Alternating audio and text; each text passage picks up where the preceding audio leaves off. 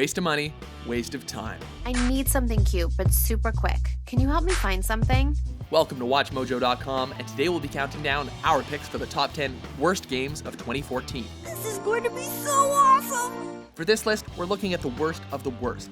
These are the games littered with glitches, broken gameplay, bland characters, and stories that make you wonder how they made it into development. Hey, when you got a booger way up there, you need to dislodge it somehow. We decided to pass on covering indie games as well as Steam Early Access titles, especially since some early access developers were known to abuse the copyright takedown process for criticism of their games this year.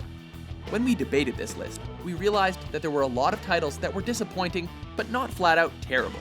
So, if you were expecting the likes of Destiny or Assassin's Creed Unity, check back in January 2015 for our top 10 disappointing games of 2014. Just a little bit further. Let's hope there's something left out there.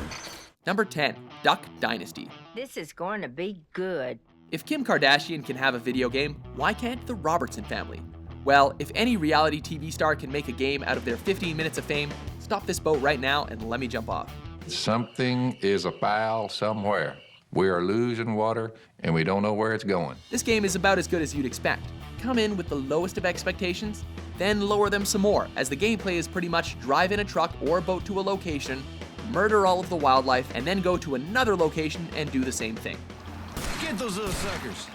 There are some mini-games like fishing scattered throughout, but honestly, it's not worth your time. A lot of build-up, but just didn't deliver in the end, did it? Number 9, Enemy Front.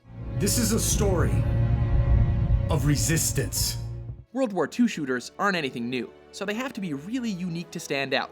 However, it seems that developer CI Games didn't get that memo because this game is as generic as it gets, with its cons far outweighing the pros, if there are any pros. We like seeing new additions to the FPS genre, but as it stands, this game is an unpolished mess with so-so graphics, a poorly told story, and disastrous AI. This has been done so much better, so many times before. Number 8, The Amazing Spider-Man 2. You'll be disappointed every time. Video games based on movies have a history of being terrible, even those with the promise of web-slinging.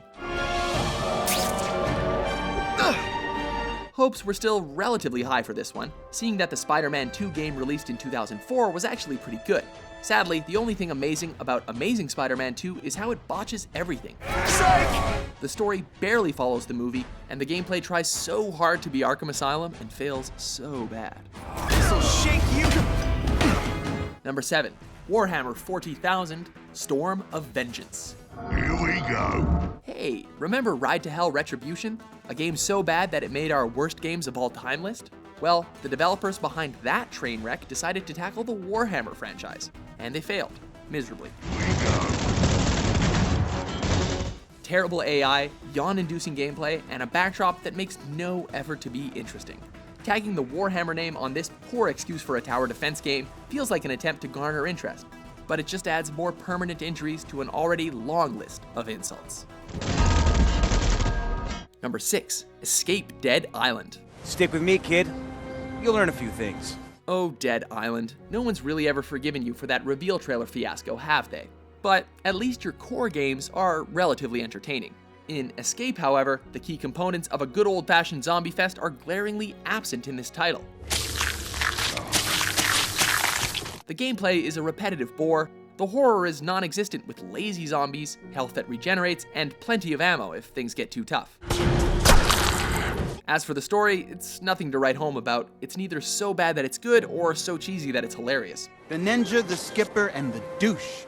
So, better luck with Dead Island 2, though to be honest, this series is testing our patience. 1 for the money and a 2 for the show, but 3 to be a legend even if I'm poor. Number 5, Dungeon Keeper Mobile. And in case you've forgotten, I hail from a place that is fatally rotten.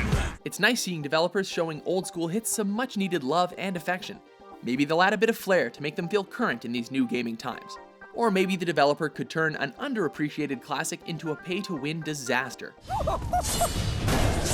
That's pretty much how EA treated this cult classic gem. A textbook example of the very worst aspects of both mobile gaming and corporate cash grabbery. The hand of evil strikes again. Number 4, Soul Calibur Lost Swords. Your punishment will be quite severe. another highly established franchise that tried to jump into the free-to-play bandwagon, but overshot the wagon and fell off a cliff. We should be thrilled with a free fighting game, but instead we're heartbroken. This isn't the brilliant fighter that it should be. It's a strange, single-player quest-a-thon for items with dumbed-down gameplay, removal of ringouts, and an excusably tiny character roster. And yeah, you heard that right, single player. A fighting game without multiplayer is kinda missing the point. Soul Calibur and its fans certainly deserve better. KO. Number 3, Yaiba Ninja Gaiden Z. No! The ninja is stealthy. The ninja is deadly. The ninja has panties being rained down on him. I have always preferred women's underwears to men's. This is Ninja Gaiden, right? Did we put the wrong game on our consoles? Nope, it's Ninja Gaiden, complete with zombie clowns and... zombie clowns, really? And that's not even taking into account the erratic gameplay that moves so fast that it's really difficult to keep up, not helped by the terrible camera which has a mind of its own. This game is just trying way too hard to be stylish. You can just imagine the creators thinking, this is what the kids are into these days, right? Number 2, Sonic Boom, Rise of Lyric. Look at us go! You know that kid that tries really hard not to get an F, but gets a D, maybe even a C-? That's not Sonic. Sonic really deserves that F. Not cool, Sonic. We thought Sonic games couldn't get any more terrible than the disastrous Sonic 06, but boy did Rise of Lyrics change all that. We'd be fine with the new direction of the game if it wasn't really boring, with Sonic moving at a slow jogging pace, speed sections that feel ripped from a bad Temple Run clone, and combat that's dull button mashing. Not to mention frequent frame rate issues and glitches that allow you to skip large portions of the game. If anything, those duct-taped limbs were more symbolic to the franchise than they were actually intended to be. Before we get to our number 1, let's take a look at some dishonorable mentions.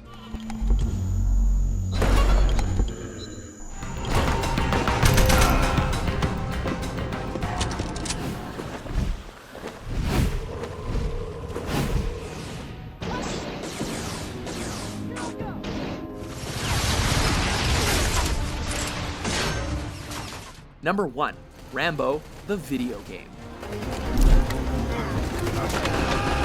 We can't figure out why this game was made. Was there really high demand for Rambo to have his own game? Is there an upcoming movie we don't know about? Whatever the case, this game is here, and Rambo's never looked so piss poor. The gameplay is pretty much a rail shooter, with quick time events, and even for a rail shooter, these sequences are idiotic. They couldn't even get Sly to reprise his role for this game, instead having dialogue ripped from the actual films. Don't push it, I'll give you a war you won't believe. I guess it goes without saying, but you're far better off watching the Rambo movies than attempting to play this. Do you agree with our list? Are there more games from 2014 that you wished you never touched? Once again, check back in a few weeks to see what games made our top 10 most disappointing games of 2014. And for more top 10 lists that we hope you won't be disappointed with, be sure to subscribe to WatchMojo.com.